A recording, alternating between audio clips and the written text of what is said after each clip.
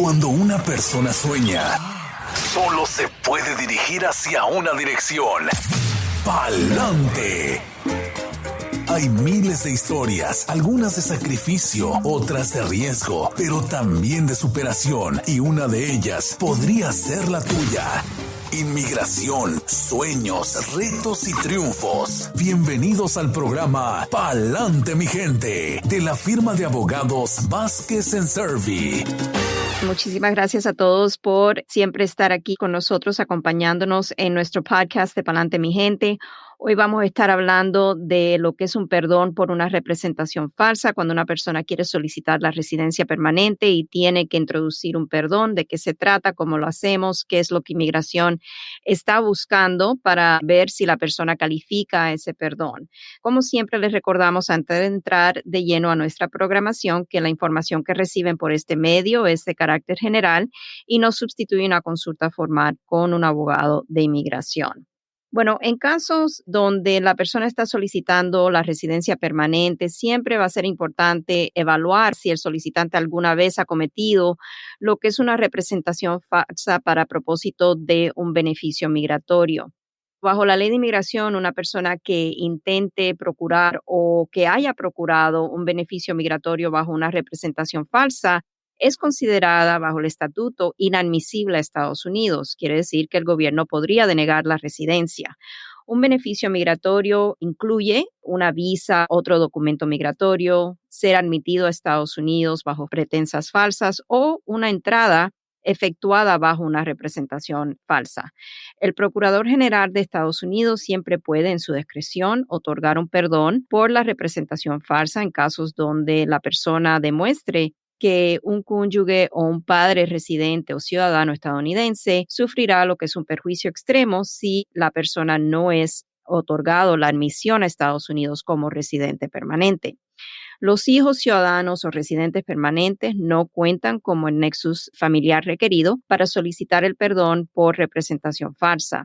La única excepción así que existe, podrían haber más, pero las dos que me vienen a mente es en casos donde la persona está solicitando el beneficio bajo la ley de violencia contra mujeres y también un caso, por ejemplo, de estatus U, cuando la persona ha sido víctima de un crimen de violencia. En esos casos, los hijos cuentan y también la persona puede demostrar perjuicio extremo hacia sí mismo. Con diferencia a otros casos, en casos de una solicitud bajo el VAWA, la persona puede siempre mirar a evidencias o pedir evidencias de perjuicio extremo hacia sí mismo o un familiar calificativo que puede incluir los hijos, ciudadanos o residentes.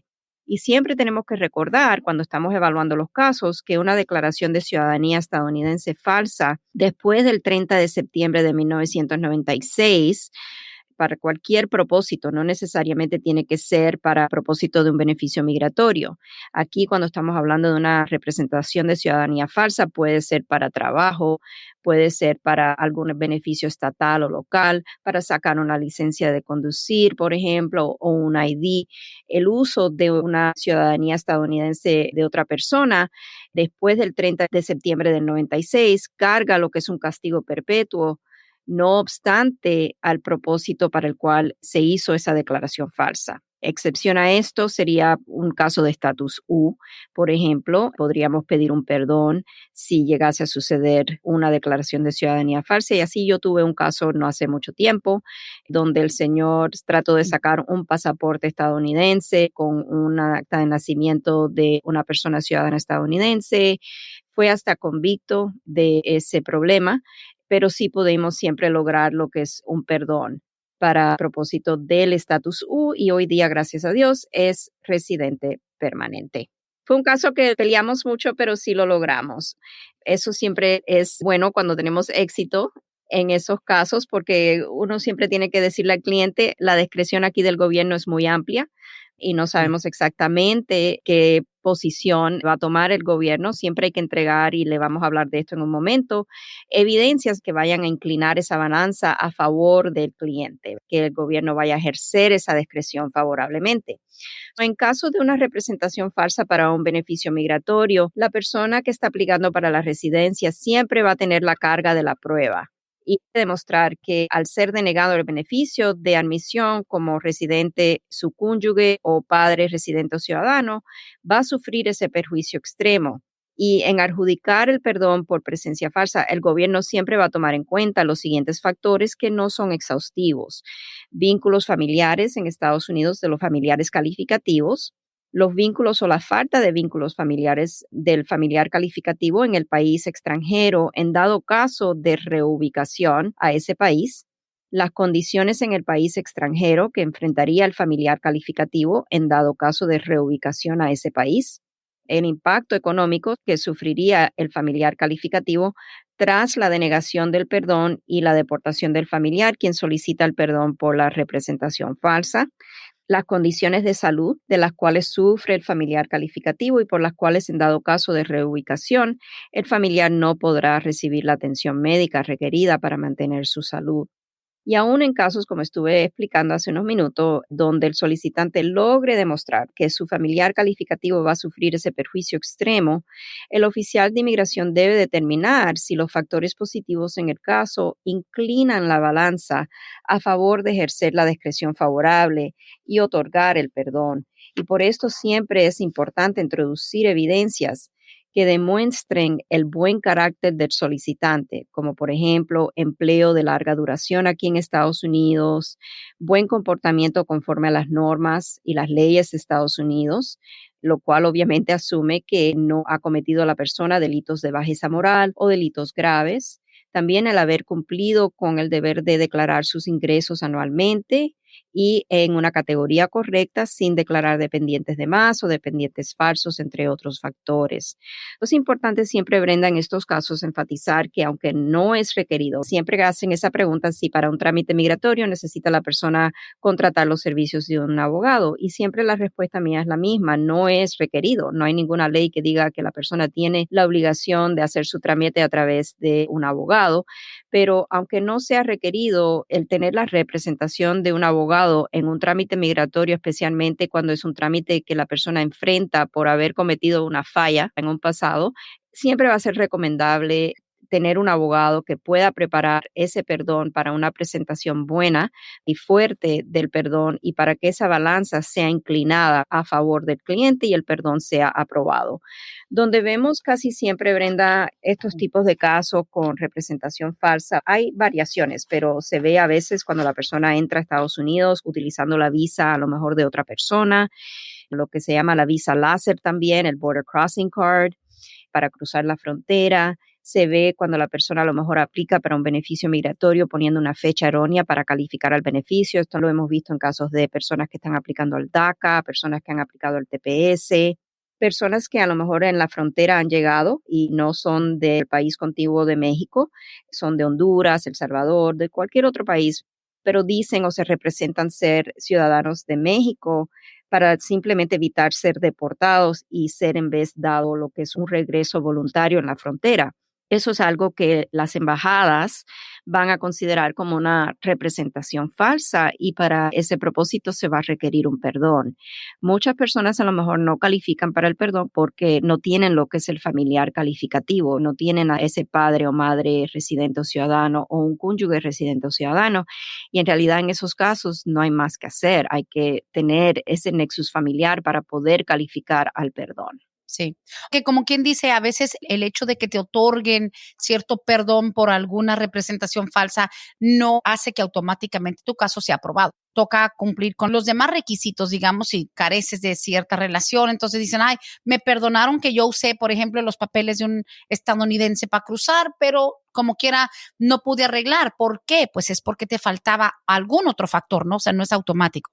Right, para enfatizar, para este tipo de perdón, si la persona no tiene ese nexus familiar de a lo mejor cónyuge residente o ciudadano o mamá o papá residente o ciudadano, la persona no puede entregar ese perdón. Lo puede entregar, pero va a perder su dinero y su tiempo porque el perdón va a ser denegado, porque eso es uno de los requisitos estatutarios para calificar al perdón. Pero usualmente el perdón va conjunto a otra solicitud para la residencia, por ejemplo.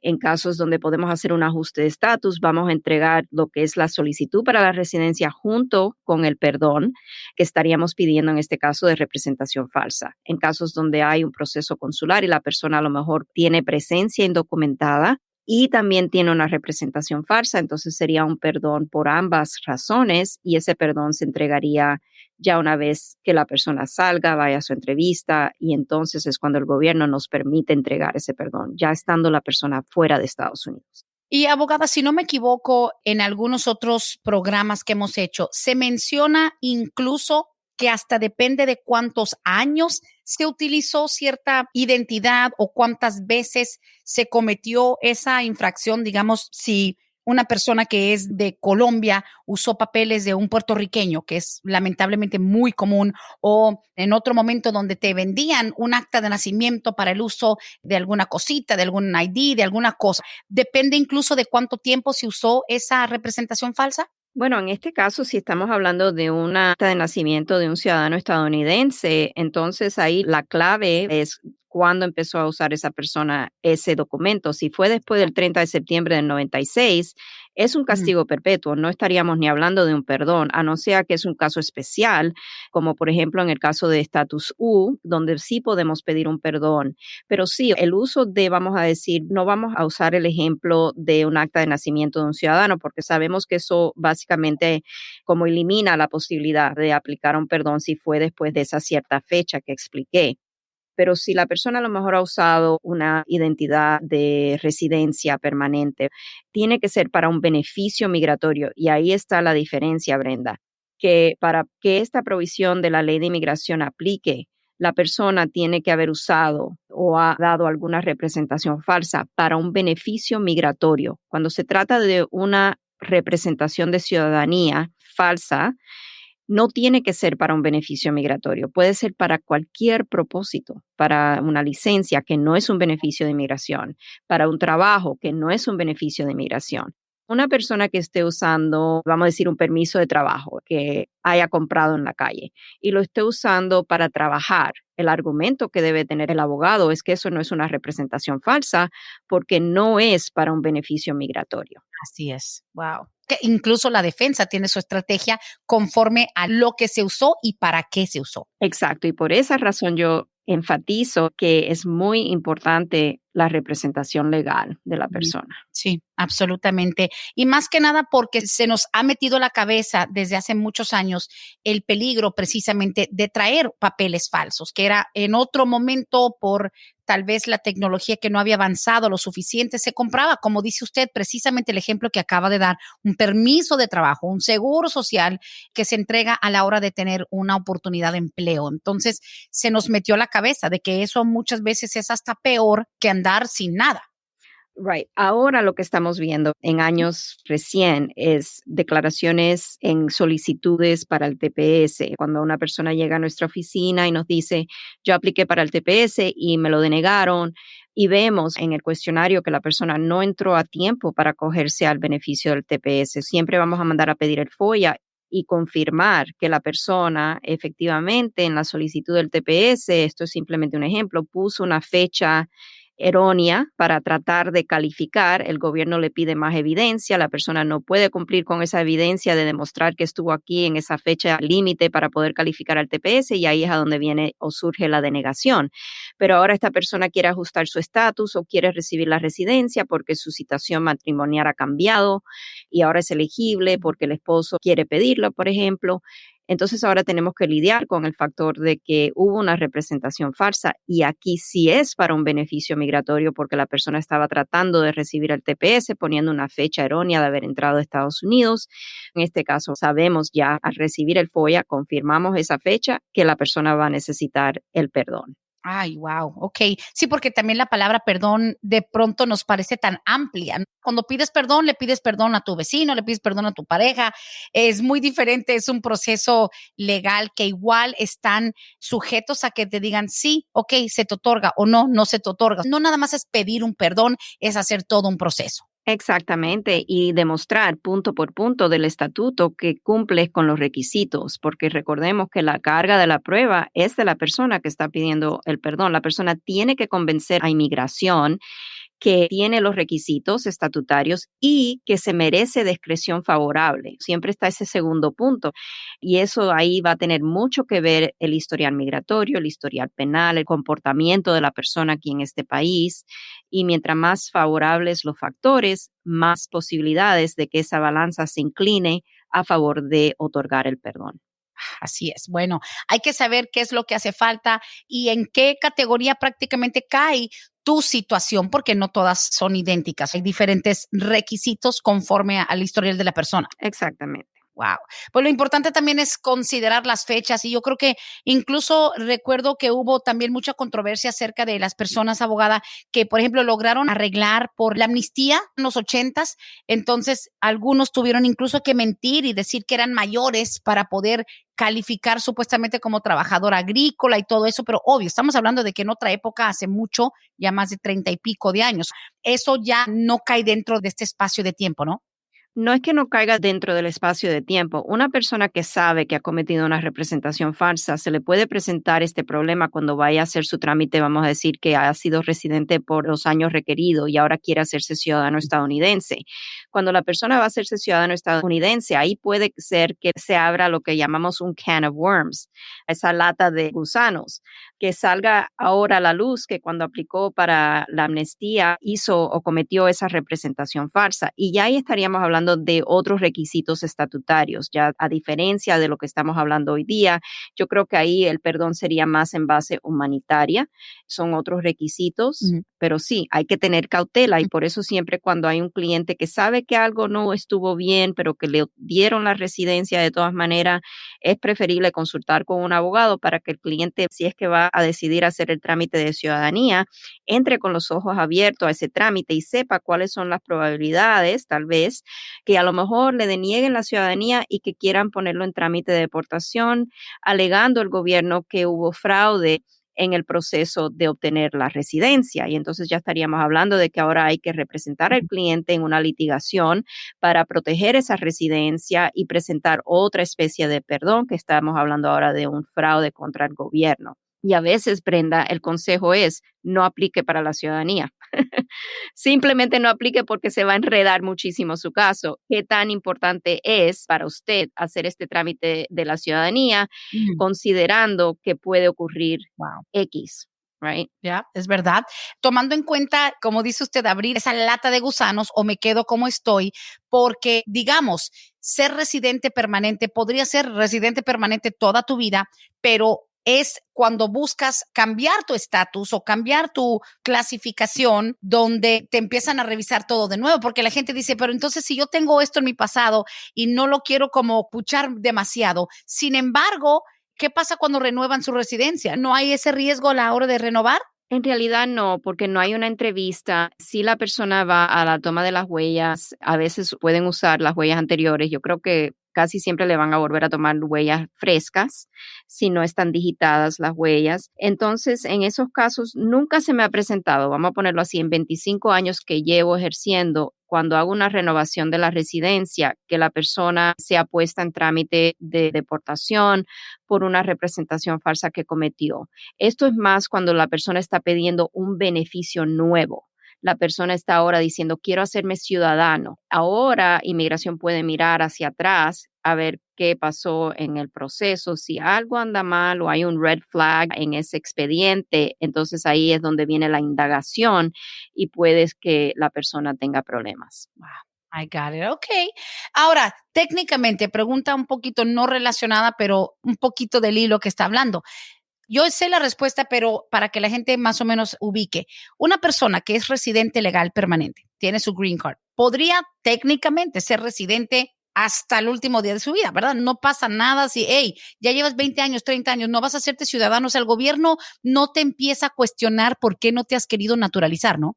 No, exactamente. La persona no tiene que naturalizarse, no hay ningún requisito. La persona puede ser residente para toda una vida. Por ejemplo, mi mamá entró aquí de Cuba en los años 61, 62, más o menos en esa época. Y todavía hasta la fecha de hoy es residente permanente. Simplemente renovamos la residencia cada 10 años, la seguimos renovando. Teniendo una hija abogada de migración. Exacto, pero no quiere, le da flojera y bueno, ella es una persona mayor, yo no puedo ahí hacer más nada, pero ella contenta y feliz de ser residente todos estos años. No hay ninguna obligación. Mi abuela igual, mi abuela fue residente legal desde los años, creo, 70 y así, cuando falleció seguía con su green card, no le dio nunca, las ganas nunca le llegaron de hacerse ciudadana, pero bueno, eso nada más es por la idea de que alguien diga, bueno, y si me quedo así mejor para no despertar ningún tipo de sospecha después de una entrevista, etcétera. Exacto, y no quiero decir que no es importante hacer el esfuerzo para la ciudadanía, eso es muy importante, especialmente si la persona en realidad tiene un trayectorio limpio, el derecho al voto que viene con poder hacer ya la ciudadanía y convertirse en ciudadano es uno de los mayores privilegios. También el hecho de que la persona no tenga la restricción de que cuando sale del país no puede estar afuera más de 6 meses porque puede poner en peligro la residencia. Siendo ciudadano, eso no es cierto, no aplica. También se le amplía la base de personas familiares a quien la persona puede solicitar. Hay muchos beneficios de hacerse ciudadano. Lo que en el caso de mi madre, ella es una persona mayor y no importa cuántas veces he tratado de convencerla, no ha querido y ya que uno se da por vencido. Claro, ya, ¿para qué? Así estoy contenta. Pues bueno, abogada, ya tenemos un par de preguntitas. Si está lista, arrancamos. Sí, claro que sí, adelante. Muy bien, dice aquí, buenos días, mi sobrina entró en el 2015 de Guatemala, tenía 12 años, venía con unos familiares de mi papá, ella ya ahorita tiene 17. ¿Nos puede ayudar con lo del DACA o qué se puede hacer? Su mamá, que es mi hermana, nunca salió de Guatemala, sigue allá. Ok, pero dicen que entró en el 2015, ahí es a donde está el problema con aplicar al DACA, que para poder aplicar al DACA la persona tiene que demostrar que ha residido en Estados Unidos continuamente desde el 15 de junio del 2007. Aquí el problema es la entrada en el 2015, la descalifica para la solicitud del DACA. Tendrían que cambiar los requisitos para el DACA o tal vez esta propuesta de ley que acaban de introducir, que es el DREAM Act, tiene que lograr el proceso legislativo positivo para que se convierta en legislación. Y a lo mejor ahí va a abarcar a personas que a lo mejor como esta joven que no califica por no haber entrado a tiempo para solicitar el DACA. No necesariamente estoy diciendo que va a abarcar, pero dependiendo de los requisitos, podría abarcar a personas que quedaron fuera por no calificar, pero que sí fueron traídos desde niño a Estados Unidos. Eso está por verse. Claro, y aparte de eso, el hecho de que hay tanta algarabía y felicidad por lo positivo que se ha visto el movimiento hacia favorecer algo para los Dreamers, el decir que DACA se restauró, de pronto es un poquito engañoso para quienes no toman en cuenta que los requisitos son los mismos. El año de haber entrado sigue siendo el 2007. Tiene que haber, exacto, demostrado que estuvo aquí continuamente en Estados Unidos desde el 15 de junio del 2007, que llegó a Estados Unidos antes de los 16 y que tenía menos de 31 años de edad para el 15 de junio del 2012.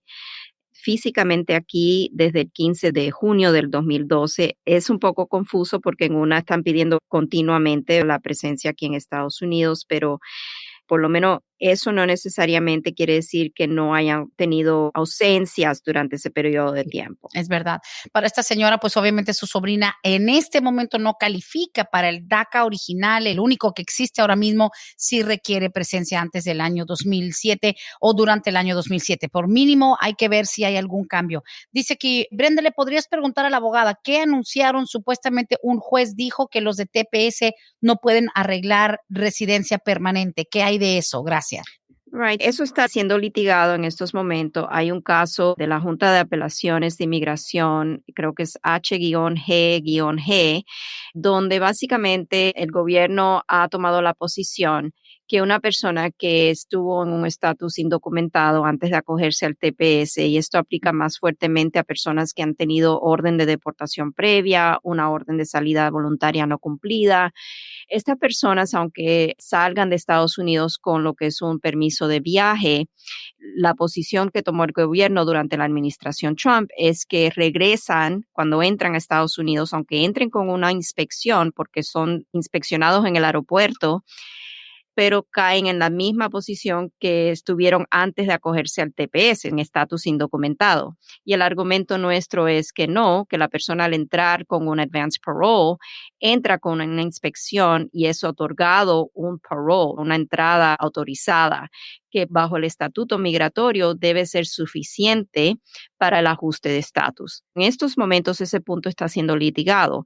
Ahora, el gobierno sacó un anuncio donde están diciendo que personas que no tienen antecedentes con inmigración, que viajaron, efectuaron su viaje bajo el permiso de viaje, entraron a Estados Unidos antes del 20 de agosto del 2020 con ese permiso, si tienen la relación familiar requerida, pueden ajustar su estatus. ¿Por qué? Porque ellos dependieron justificadamente de cómo anteriormente el gobierno estaba interpretando el estatuto y también los memorándums y todo lo que existió antes de la administración Trump.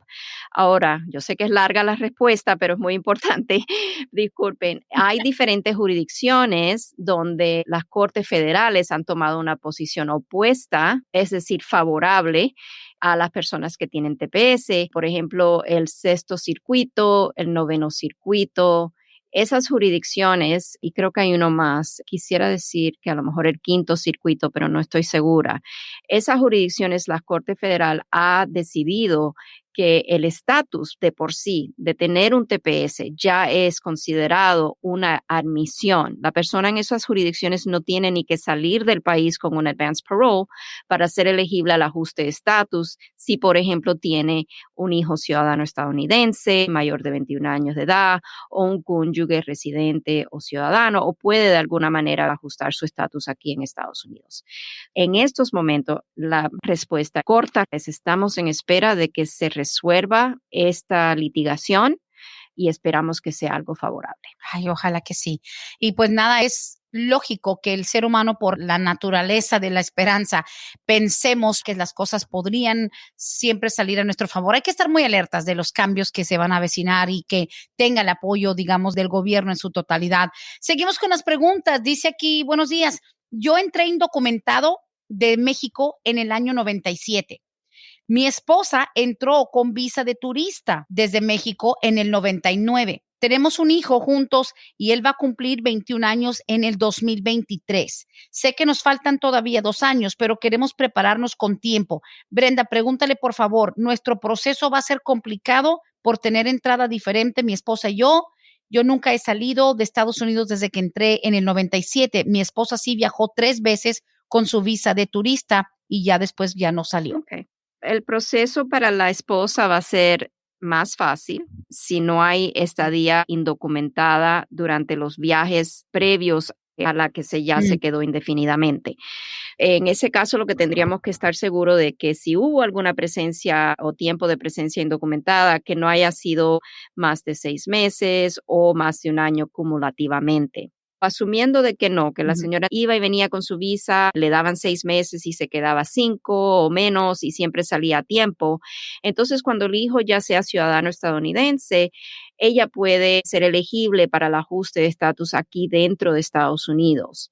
No tiene que salir del país, puede hacer todo el trámite de petición familiar junto con la solicitud para el ajuste de estatus y también el permiso de trabajo. Ahora, el esposo es un caso diferente porque él entró de manera indocumentada en el año 97, ha tenido presencia indocumentada en el país desde esa fecha y aunque el hijo sea ciudadano y lo pueda pedir, el esposo va a tener que salir a hacer lo que es un proceso consular por la entrada indocumentada a Estados Unidos. Al salir para hacer ese proceso consular, cuando lo llamen a Ciudad Juárez, le va a desatar un castigo por presencia indocumentada de 10 años. Ese castigo es perdonable, pero para que él pueda solicitar el perdón, el nexus familiar requerido para un perdón de presencia indocumentada simplemente puede contar la persona con un cónyuge residente o ciudadano o mamá o papá residente o ciudadano. Esto quiere decir que si este caso llegara a nuestro bufete, el consejo, lo que le vamos a decir al cliente es que vamos a solicitar la residencia para su esposa primero, para que entonces cuando ella ya sea residente, usted tenga el nexus familiar requerido que sería su cónyuge residente, para poder entonces solicitar el perdón o calificar a solicitar el perdón de presencia indocumentada para evitar el castigo de 10 años. Ahora no sabemos, porque no tenemos todos los detalles, si el señor tiene mamá o papá residente o ciudadano. Si ya él tiene mamá o papá residente o ciudadano, entonces los padres pueden también servir como familiares calificativos para poder aplicar al perdón de presencia indocumentada. Se hace, digamos, paralelo, pero con diferentes requisitos. Exacto, y logrando, dependiendo de, nuevamente, si tiene ese familiar calificativo para el perdón o no, eso va a depender mucho cómo podemos trabajar el caso. Listo. Seguimos con las preguntas.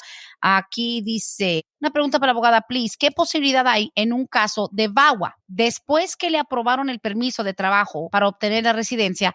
¿Cuándo se sabe que le aprueban la residencia? Es a través de un ciudadano. A ella hace un mes le llegó el permiso de trabajo.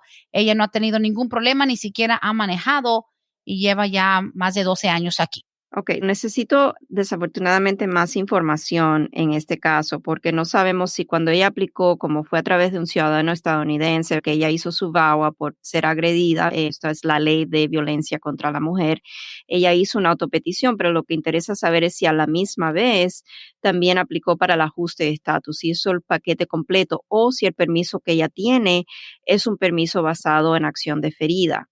Si fue bajo el trámite de ajuste de estatus junto con la I-360, entonces necesitamos saber si ya ha recibido alguna aprobación aparte del permiso, si la I-360 ha sido aprobada. Hay muchos datos que necesito saber para poder contestarle bien la pregunta. Sí, ojalá que puedan llamar. Otra pregunta mientras que esa persona nos da o un update a través de los textos o que nos llame. Pregunta un poquito lamentable porque yo creo que sabemos más o menos por dónde va la respuesta, pero igual. Dice, tengo DACA, quiero hacer advance parole, mi abuela ya está muy grave, tiene 94 años. ¿Me podrían ayudar a sacar un permiso de viaje de emergencia? Sí, lamentable, sentimos mucho lo de la abuela. Podemos intentarlo, definitivamente. Si tiene constancias de la gravedad de la enfermedad de la abuela, si ella está en el hospital internada, un récord o una carta del médico que la está atendiendo, explicando que la condición de la abuela ya es crítica. Entonces, en esa situación, podríamos intentar hacer la solicitud y tratar de presentarla personalmente a inmigración, algo que tendríamos que tratar de conseguirle lo que es un InfoPass appointment para que la persona vaya el mismo día que se presenta la solicitud, va a ir y va a hablar con un oficial y ver si por las razones de emergencia que existen le pueden otorgar el permiso de viaje ese mismo día. No es garantizado, Brenda. Podemos hacer el intento y a lo mejor nos dicen no y tenemos que simplemente archivar por correo. Claro. Qué lamentable que tenga ese carácter urgente y que no haya ninguna garantía, pero it is what it is. Es como cuando uno juega a la lotería, no sabe si vas a ganar o no, pero lo intentas. Siguiente pregunta dice, mi suegro se fue para El Salvador y dejó vencer su residencia desde el 2010. Él ahora quiere volver a aplicar. ¿Será que aplica para la residencia estando en El Salvador o podrían darle una visa de turista? Gracias. Ok, si le van a dar una visa de turista, él tiene que renunciar a la residencia porque no puede hacer dos cosas. No le van a dar una visa de turista siendo el residente permanente de Estados Unidos. Ahí tiene que admitir que él abandonó la residencia por haber estado fuera de Estados Unidos. Ya estaríamos hablando, no sé si se fue en el 2010 o antes. No sabemos cuándo se fue, pero usualmente una persona que está fuera más de un año de Estados Unidos y no puede demostrar que está domiciliado aquí en Estados Unidos, entonces si él trata de entrar, vamos a decir que él trate de entrar a Estados Unidos como residente, ahí el gobierno puede decir, no, lo vamos a poner en trámite de deportación, si usted no firma admitiendo de que usted abandonó su residencia, para que usted entonces litigue su caso y trate de convencerle al juez que usted nunca tuvo la intención de abandonar su residencia, pero para eso él va a tener que contar con evidencias contundentes. Se fue en el 2010, imagínense, ya son 11 años. Sí, yo diría que en este caso, si él quiere venir como turista, entonces sería cuestión de presentarse a la embajada, hacer su solicitud, lo cual la puede hacer en línea. Nosotros no trabajamos esos casos de visa de turista, pero él puede hacer ese trámite y seguramente le van a hacer firmar una I-407, que es el formulario para renunciar a la residencia. Si tiene otra manera de hacer el trámite para la residencia nuevamente, entonces es algo que explorar. Si es que quiere volver a venir a vivir aquí, sí, pero si va a estar yendo y viniendo y va a estar pasando más tiempo fuera, entonces es preferible la visa de turista. La visa de turista. Y ese 407 es lo que muchos decían que te hacían firmar en la frontera, como renunciando a tu residencia. Y eso pasó mucho cuando principio de la administración Trump, los oficiales en la frontera estaban arrasando con las personas, casi intimidando. Escuchamos muchas noticias de eso y la persona a veces está confundida, no sabe ni lo que está firmando y por eso nosotros sacamos también un aviso que no firmara ningún formulario en la frontera y pusimos un ejemplo por esa misma razón, porque una vez que la persona firma eso ya es casi imposible darse reversa. Ay, claro que sí. Bueno, hay que saber con quién y cómo y qué firmas. Dice aquí, Brenda, en caso hipotético de que haya una reforma migratoria algún día, yo tendría que decir que cuando llegué, trabajé con un número de social inventado, la empresa ya ni existe y yo ni recuerdo ese número. ¿Qué pasaría en un caso de estos? Si le preguntan, sí. Si en la solicitud para lo que es la reforma migratoria, para el beneficio que está pidiendo la persona, hay una pregunta donde dice cualquier número de Social Security que la persona haya usado, real o no real, inventado o no inventado, entonces sí, hay que decir la verdad, no vamos a firmar una solicitud bajo la penalidad de perjurio con mentiras. Ay, así es, hay que decirlo. Y aunque no se acuerde el número, nomás uno dice, sí, usé algún número, pero no me acuerdo cuál era. Right. Por ejemplo, no es algo que atravesamos en estos momentos en una solicitud para la residencia, por ejemplo, si la persona tiene un tax ID, entonces ponemos no aplica, because no aplica, la persona no tiene un Social Security number. ¿Verdad? Ok, listo. Y dándole un poco de seguimiento a la pregunta que quedó con lo del VAWA, me contestaron de lo que dice, sí, lo hizo todo junto el paquete. Ok, déjeme ver si puedo ver aquí en el sistema. Ok, no me dice el sistema de tiempos de procesamiento lo que tarda un ajuste de estatus basado en VAWA, porque simplemente no está aquí en el sistema. Lo que la I-360, que es la petición para el VAWA, la autopetición, están diciendo que van en la fecha del 14 de marzo del 2019. De 18 a 23 meses. Y nunca podemos decir que porque ya me aprobaron mi permiso de trabajo, ahora me falta poco para el ajuste. No es así. A veces tenemos clientes que llevan 2, 3, 4 años renovando porque todavía el tiempo de procesamiento no ha llegado. El gobierno no ha llegado a la fecha de la solicitud de ellos. Pero lo que la persona puede hacer es llamar, si tiene abogado, al abogado, el abogado puede a lo mejor hacer un inquiry, hacer una encuesta, una pregunta a inmigración para ver si hay algo que le pueda dar alguna indicación de cuánto tiempo más. Claro, así es. Bueno, y otra pregunta que tienen por acá dice, yo ya llevo 6 años renovando mi asilo político, pero si ya no quiero continuar con ese proceso, ¿habrá algo que promete el nuevo presidente para que podamos por fin arreglar? Adivino, usted y yo. No sabemos. Aquí va a ser difícil saber qué es lo que finalmente quedaría aprobado si llega a ser aprobado alguna propuesta de ley que ha sido introducida y cuáles serían esos requisitos para poder calificar. Es la mejor respuesta que la tengo, no es una respuesta concreta, pero en realidad es adivinar en estos momentos. Exacto. Y aparte de eso, abogado, de tantas categorías de personas en algún trámite migratorio, yo nada más lo digo por lo que parece, la gente que tiene asilo político, al menos los que pidieron ese beneficio, entre comillas, después de 5, 10, 20 años aquí, no parecen estar en el top 5 de la prioridad, porque hay tantas categorías que realmente ya están un poco más cerca. Eso del asilo político fue una curita y la gente ahorita ya tiene esa herida prácticamente infectada y quieren una cirugía completa, cuando realmente ese beneficio lo que te da es una curita, parece. Y muchas personas se confunden también que por tener el permiso bajo asilo, que ya el asilo ha sido aprobado y no es así. La persona tiene todavía que tener una entrevista con un oficial de inmigración y si ahí no puede calificar o no tiene mérito el caso, va a ser referido al juez de inmigración, donde entonces la persona va a tener una segunda oportunidad para litigar el caso de asilo o retirar su solicitud y a lo mejor pedir otro beneficio. Así es, definitivamente. Pregunta aquí es un poquito general. Dice, cuando uno tiene que entregar huellas a inmigración, ¿puede ir a cualquier lugar? He ido a una oficina en el centro y está cerrada. No es cualquier lugar. Ahí le van a poner en el citatorio, si es inmigración que le está mandando a las huellas dactilares, le van a poner la fecha, la hora y el lugar a donde tiene que acudir la persona. Es extraña la pregunta, no sé si está recibiendo o ha recibido la noticia de inmigración, pero siempre le van a decir dónde, cuándo y a qué hora. Exactamente. Digo, igual podría ser algún otro trámite, no tal vez con inmigración en sí. Ahora, esa oficina que menciona esta pregunta en el downtown, ¿es la que normalmente donde te dirige inmigración? Tengo que ver, Brenda, porque eso no lo manejo yo. En realidad, en la firma, cuando llegan las notificaciones, eso se ocupa el equipo administrativo de llamar a los clientes y decirle dónde tiene que comparecer, asesorarse de que hayan recibido ellos mismos la notificación de la toma de las huellas dactilares y si no, se las hacemos llegar. Ok, aparte estas son ya detallitos administrativos, hay que ver. Dice aquí, buenos días, ¿en qué categoría me conviene estar? Tengo un hijo que va a cumplir 21, pero tengo un hermano que me pidió desde el año 2009, mi hermano es ciudadano. Okay. Me preguntan qué categoría está por la solicitud del hermano. ¿Cuál le conviene más? No sé, Oh, es que okay. tampoco explica si el hermano que es ciudadano, ese hermano la pidió 2009. Right. ¿Y de qué país es? Ok, No dice. no sabemos. La categoría cuarta, que es la categoría de un hermano ciudadano pidiendo a su hermano, Ujú. va a ser siempre muy demorada. Para darle un ejemplo, una persona que es nativa de México, en este momento van en la fecha de una solicitud por un hermano entregada el 8 de julio del 98.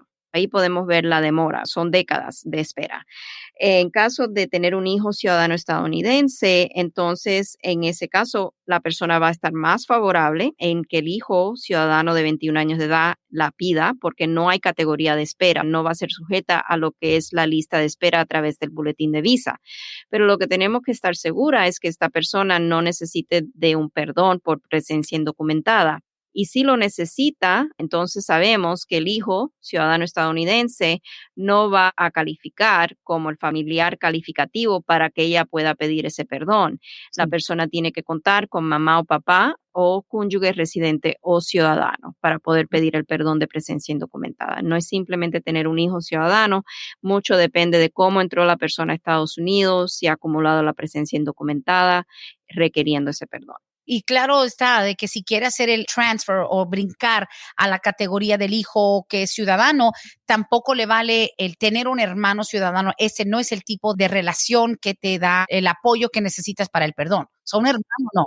Correcto. Solamente mamá o papá o cónyuge residente o ciudadano para propósito de un perdón de presencia indocumentada. Para propósito de la dirección donde la persona tiene que comparecer, porque lo busqué aquí en el internet, para la toma de las huellas dactilares es en Chamblee Tucker Road, no es en el centro, a no ser que tengan otro lugar, pero O que tengan otro trámite, se me hace un poquito raro porque hay muchos lugares donde uno hace huellas, pero no todas son las que te van a pedir para inmigración. exacto, si a lo mejor la persona quiere hacer la toma de las huellas dactilares para propósito de un FOIA, por ejemplo, o de FBI o de GCIC, en nuestra oficina es un servicio que proveemos al cliente cuando estamos pidiendo sus huellas. Nosotros entrenamos al equipo para que ellos sepan cómo tomar las huellas dactilares. Sí, porque no cualquiera puede hacerlo, no basta con ir a meter los dedos a tinta y poner un cartón, No, tampoco. tampoco. Dice aquí, mi hija tiene que renovar su DACA antes del mes de junio, pero su pasaporte no está vigente. No hemos podido sacar una cita. Los consulados siempre dicen que no hay cita y tampoco por internet dejan hacerlas. Es obligatorio que su pasaporte esté vigente para renovar su DACA. Gracias. Yo no creo que es obligatorio. Podemos introducir una copia de lo que es la aprobación previa, el permiso de Sí. trabajo previo. Y yo creo que sería suficiente con eso. Si fuera un DACA inicial, tal vez sí sería necesario tener ese pasaporte renovado. No sé si me dijo que era de México la persona. No Ok, dice. porque yo sé que el consulado mexicano a veces anuncia que tiene tal fecha, va a tener renovaciones para personas que necesitan renovar su pasaporte, pero no estoy segura, Brenda. ¿Verdad? Nomás dice el que el consulado no le da cita. No, yo estoy asumiendo que es una persona de México, pero aquí hay mucha queja de muchos consulados latinos. Sí, yo no dejaría de hacer la renovación para el DACA porque me falta esa renovación del pasaporte. Lo que yo diría es que introducimos la copia vencida, donde está vencido el pasaporte, a lo mejor le ponemos una sencilla carta notariada explicando que está haciendo el intento de renovar el pasaporte, pero que no ha tenido el logro por lo del COVID-19, que están muy limitadas las citas o cerrado del todo el consulado. Claro, muy bien. Esa pregunta viene un poquito general y solo es una captura de pantalla. Si una persona sale a México y regresa con visa de trabajo, ¿qué va a pasar cuando uno de sus hijos la pida? Porque cuando ella salió, sus hijos ya tenían 6 y 8 años. Aparentemente es una mujer que aquí estuvo en calidad de indocumentada, tuvo 2 hijos. Cuando ella regresa para México, ya sus hijos tienen 6 y 8 años. Ella entró con una visa de trabajo. Cuando la pidan sus hijos, va a tener que dar constancia de todo ese tiempo, ¿verdad? Pero ella reingresó con visa de trabajo o cuando entró con visa de trabajo, la primera vez que entró se quedó, tuvo a sus hijos aquí. Parece que fue una persona que estuvo aquí de indocumentada, tuvo 2 hijos aquí y decide regresarse. Dice aquí, si una persona sale a México, regresa con visa de trabajo ya. La visa fue en la segunda entrada. Ok, no necesariamente es que va a tener problemas. La segunda entrada fue una entrada legal. Ahí sabemos que tal vez estaríamos viendo que no aplica lo que es un castigo permanente. Lo otro sería saber cuándo es que ella salió para México. Simplemente dice que se fue cuando los niños tenían 6 y 8 años, pero ¿cuándo fue eso? Porque la ley de inmigración que empieza a contar el tiempo de presencia indocumentada es desde el 1 de abril del 97. Si ella estuvo aquí el 1 de abril del 97 en un estatus indocumentado y se fue después de que los niños cumplieran los 6 y 8 años, estuvo aquí indocumentada, vamos a decir, 8 años en Estados Unidos. Entonces, cuando ella salió para México, desató lo que es un castigo de 10 años, siempre y cuando haya sido después del 1 de abril del 97, que acumuló esa presencia indocumentada, pero no tiene el castigo permanente porque la entrada subsecuente fue una entrada legal al país.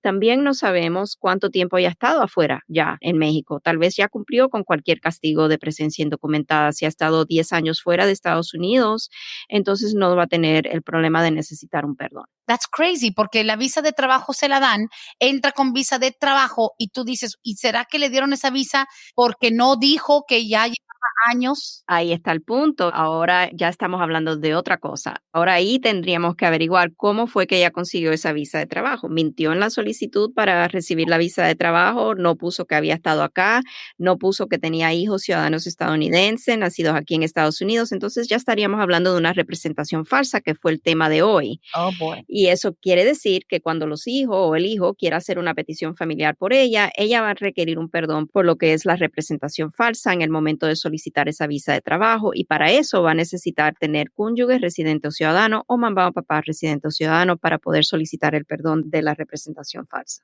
Claro, porque imagínese entrar con visa de trabajo y que de repente pasan 10, 15 años, tu hijo cumple 21, te pide, va a decir, oh, o sea que estos hijos nacieron antes de que tú sacaras tu visa de trabajo, ya estuviste aquí y ahí empiezan a escarbar un poco hacia atrás, porque los hijos nacidos en este país, al menos para la mujer, es la prueba número 1 de que aquí usted, ese cuerpo suyo estuvo en un hospital estadounidense dando a luz. De que un hombre tenga hijos nacidos acá, pues obviamente todo depende de si se legitimizaron y todo el rollo, pero para la mujer esa es su prueba number 1 de que pues sí, estuviste aquí indocumentada en algún momento, que tus hijos nacieron aquí.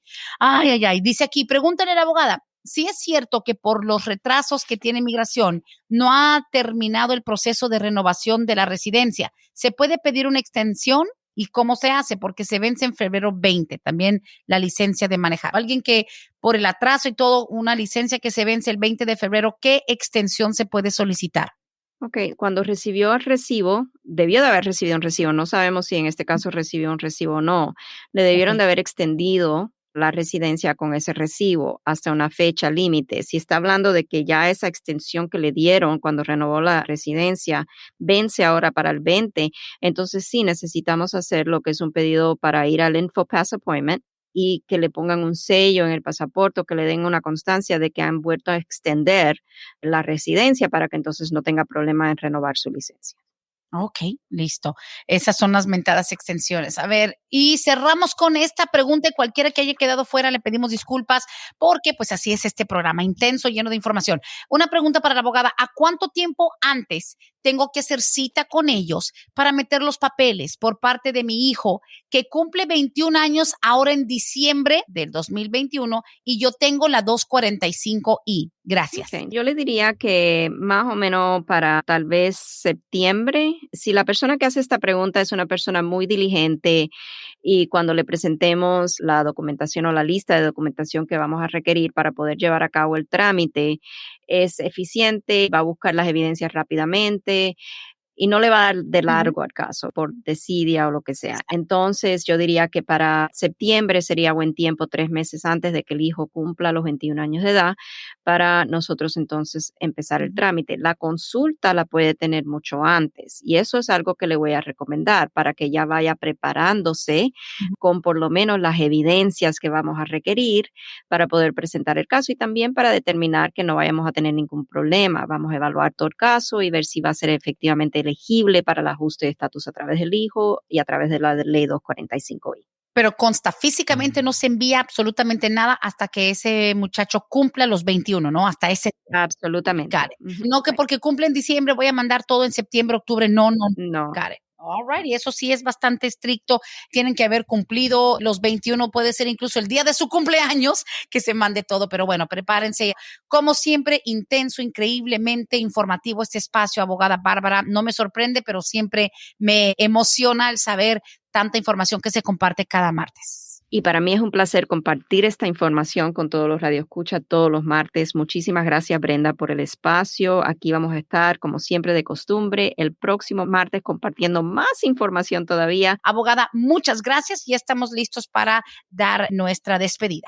Hasta aquí hemos llegado hoy, pero siempre vamos pa'lante, mi gente, con Vázquez en Servi. Hasta la próxima.